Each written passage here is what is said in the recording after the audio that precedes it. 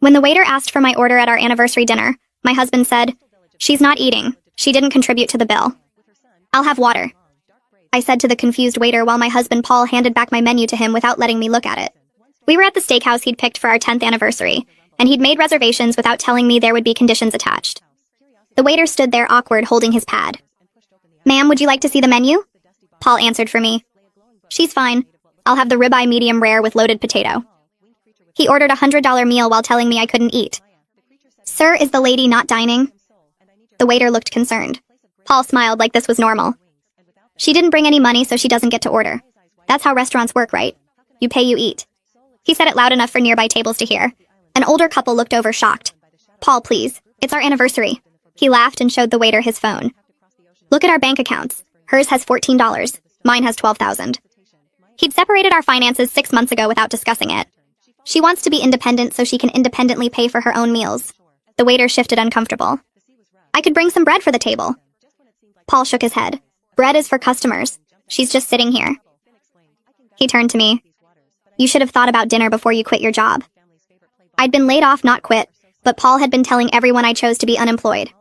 "I was laid off, Paul. The company downsized." He waved his hand dismissive. "Successful people don't get laid off. You weren't valuable enough to keep." The couple next to us was openly staring now. The woman looked horrified. Paul noticed and spoke louder. "I'm teaching her about consequences. No contribution means no consumption." He pulled out cash and fanned it on the table. "See this? This is what work looks like." The waiter tried again.